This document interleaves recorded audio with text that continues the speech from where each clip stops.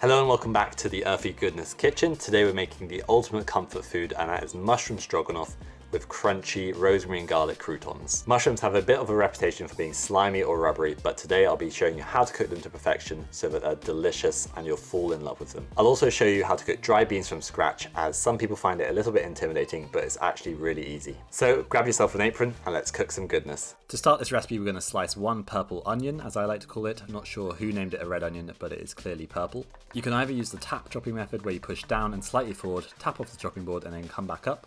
Or you can use the rocking method, where the front of the knife is always on the chopping board and you just rock up and down through the onion. Once the piece of onion you're cutting gets a bit wobbly, just tip it over and continue slicing. I'm going to be using these chestnut mushrooms in this recipe. They're similar to white button mushrooms, but they've got a lovely earthy and nutty flavour, which is going to go great in this mushroom stroganoff. You're welcome to use any mushrooms that you like. I think portobello or shiitake would be really nice, but they are a little bit more expensive. Slice your chestnut mushrooms. I like to use the tap chopping method here, but you don't want to go too thin with them, as you want there to still be a bit of texture in your mushroom stroganoff. As always, get your prepared vegetables off the chopping board so you can keep it nice and clean and tidy. Mushrooms go great with herbs, so I'm going to be using two in this recipe. They're going to be parsley and thyme. You could use other ones such as rosemary or tarragon, goes really nice with mushrooms. I'm going to remove the leaves from the parsley so I can chop them up and throw them in at the end. This will ensure that they keep their vibrant, fresh flavour. Then with the stalks, as they're a little bit harder, I'm going to finely chop them and put them in at the beginning of the recipe. Then by the end of the cooking, they'll be nice and soft. This way we're using every part of the herb and there is no wastage. A quick tip when preparing fresh herbs is to not cut through them too many times. I tend to go through them once or twice, and that is perfectly fine. Otherwise, if you keep chopping through them, you'll just lose all the flavour onto your chopping board. You're welcome to use dried herbs if you like, but I would add them at the beginning of the cooking, as the name suggests, they tend to be quite dry, so they need a bit of moisture added back into them. Same goes with the thyme, we're just going to chop through it once. Next, I'm going to finely slice a few cloves of garlic to go in at the beginning of the cooking, so they're going to provide a really nice mellow flavour of garlic through the dish. I'm also going to add one garlic clove towards the end of the cooking, which is going to be zested in and add a more pungent garlicky flavour to the dish. If you don't love garlic, then feel free to not add the last clove.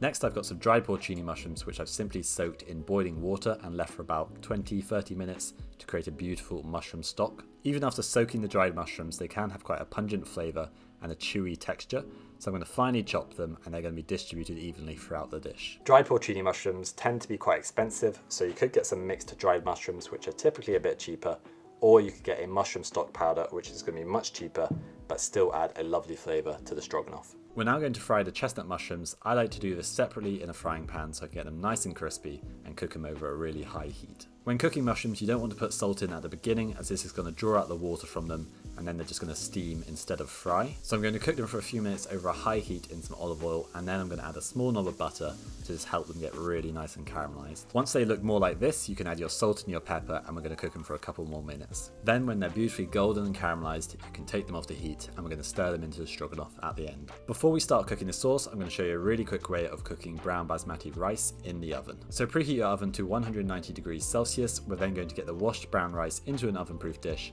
and put a little bit of pepper and olive oil on it. I'm using a ratio of 1 to 2 rice to vegetable stock. I'm then going to add a little pinch of turmeric to give it a lovely golden colour. Stir that through and put tinfoil over the dish, securing it nicely so no steam can escape. We're then going to put it in the oven for 1 hour, and we'll come back to that once we've cooked the stroganoff sauce. You could also use a lid for your oven-proof dish if you've got one. To start the stroganoff sauce, we're going to go in with a good couple of tablespoons of olive oil into a heavy base saucepan over a medium heat. We're then going to add the sliced onion, the garlic and the parsley stalks. Season it with salt. We're then going to cook it for around 10 minutes, stirring every now and again until it's lovely and soft and caramelized. To help the onions get lovely and caramelized, I'm going to add a touch of vegan butter and then pop the lid on and cook it for a few more minutes. This is how they should look when they're ready. The longer and slower you cook them, the more soft, caramelized and sweet they're going to be. So patience really is the key here when cooking onions. We'll now add most of our flavorings, starting with some sweet smoked paprika. You want to add the spices at the beginning so they have time to release their beautiful flavors into the dish throughout the cooking process. Next up, some tomato puree, once again going in at the beginning as you want to cook out the sort of tart, bitter flavor of it, and you can get it nice and caramelized. Some nutritional yeast for that nutty, almost cheesy flavor. Then some white miso paste for that salty umami flavour, and some Dijon mustard for that fiery kick, classic in a mushroom stroganoff. Some vegan butter, this will help form the roux sauce with the flour we'll add in a minute. I love to use tahini in my stroganoff. It's got a lovely nutty flavour along with the nutritional yeast, and you want to get one which has a nice brown colour rather than a pale one, because that's going to have the best flavour and give your stroganoff a nice nutty flavour. So right now it looks like a crazy mix of ingredients, but very soon it's going to be a delicious mushroom stroganoff. Add in 1 tablespoon of flour. We're going to cook this out for a couple of minutes. We'll then start adding in the mushroom stock from the dried porcini mushrooms. Making a roux from the flour and the butter is going to help thicken the dish, but also make it beautifully creamy. We'll then deglaze the pan with a little white wine. Make sure you get a vegan white wine. This is also optional, you can just deglaze it with some water. Deglazing the pan helps pick up all the lovely caramelized and flavours and bits and takes them off the pan and puts them into the sauce where you want them to be. We're now going to add our mushroom stock. I like to add about a third at a time, stirring it all through and getting it nice and incorporated before adding the next bit. Once you've got all the mushroom stock stirred through, you should have a lovely smooth sauce, and we're now going to add the chopped dried porcini mushrooms. I'm going to be using dried pinto beans in this recipe, so I'll show you how to cook them from scratch, but if you want to use canned beans, then just skip through to the next bit of the video. I think it's really worth cooking with dried beans as they're much cheaper and, in my opinion, more flavoursome and have a better texture than the ones you can buy in the supermarket. So the night before you want to cook with your dried beans, have a little check through them to make sure there's no stones or debris. You're then going to put them into a tub or a bowl with a pinch of salt and cover them with water. Then simply leave them overnight. They're going to soak up all that water and become nice and plump, ready to be cooked. We're then going to drain them and give them a good rinse. I like to add a few aromatics to the water while they're cooking. I'm going to be using a couple of bay leaves, some rosemary, and a few cloves of crushed garlic. Place your beans and aromatics in a pan. You're then going to cover it with water about 2 inches above the beans. Beans contain varying levels of a toxic lectin, but to get rid of it, all you have to do is boil them for 15 minutes, and then you can turn it down to a simmer. You may notice some sort of foamy, dirty stuff collecting at the top of the beans. Just get a spoon and scoop this off. We'll then simmer the beans for around 45 minutes, and then we can start checking whether or not they're cooked. I'll usually check them every 5 or 10 minutes or so after 45 minutes, because they can go from slightly chalky to perfectly plump and creamy very quickly. So just keep tasting them every 5 minutes or so, and then once they're cooked to your liking, they're ready to go. Don't forget to remove the bay leaves. The garlic and the rosemary usually go quite soft, so you can actually eat them if you like, or you can remove them. It's totally up to you.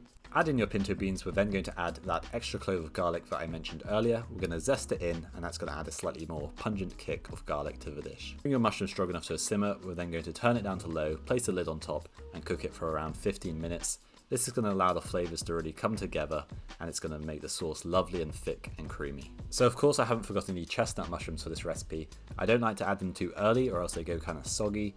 I'm also going to be adding the fresh parsley now. I'm going to be using a vegan yogurt. I've got a soya-based Greek-style yogurt here. It's nice and thick, and it's going to make the stroganoff super creamy. But you don't have to use this. You could use a vegan cream of some sort, like an oat cream, or you could just leave it out, but the stroganoff won't be as creamy. Stir through the yogurt. We're then going to season it with salt and pepper if it needs it. You could also add some lemon juice, which would add a really nice tang to the dish. I do find that the vegan yogurt does somewhat do this as well. So now you've got your lovely mushroom stroganoff. It's rich, it's creamy, it's got a lovely kick from the paprika and the mustard, and some freshness from the parsley. We've now just got a couple more things to do before we can enjoy it. Get your rice out of the oven. We're going to remove the foil and fluff it up with a fork. We're then going to put a tea towel over the dish and let it steam for around 5-10 minutes. Steaming it like this will give you lovely fluffy rice instead of a stodgy mess. I've got one more trick to take this mushroom stroganoff to the next level, and that is these rosemary and garlic croutons. Start by heating up a pan with some olive oil over a high heat. You can use any bread that you like. I've just got a random slice of stale bread from my bread bin. I've just cut it into cubes, and we're going to throw that into the hot oil. Season the bread with some salt and pepper. We're then going to fry it over a high heat for a few minutes. Once the cubes of bread are golden all over, we're going to add some nutritional yeast and chopped rosemary. Toss them about in this and get them all nice and coated. You might need to add a little drizzle of olive oil to make them stick. I'm then going to zest in 1 clove of garlic and shake the pan often to ensure it doesn't burn, and so that all the croutons get a lovely garlicky kick. We've now turned 1 piece of stale bread into these amazing cheesy garlic rosemary croutons, which you might end up eating before you even get them onto the stroganoff. Okay, it's now my favourite time of the video. We get to try the dish. We've got this beautiful creamy mushroom stroganoff with golden turmeric rice and rosemary and garlic croutons. So let's give this a go. Oh, it's so good. That is super tasty. You've got the fluffy rice, you've got the creamy umami stroganoff, and then you've got those cheesy garlicky croutons on top. It is so good. Cooking the beans from scratch has really added a nice base flavour to the dish, and then putting those little crunchy croutons on top just takes it to a whole nother level. So definitely give this a go and let me know what you think. I hope you enjoyed today's video and you're planning on giving this recipe a go. Please do share the video with your friends and family, and I'll see you very soon. Bye bye.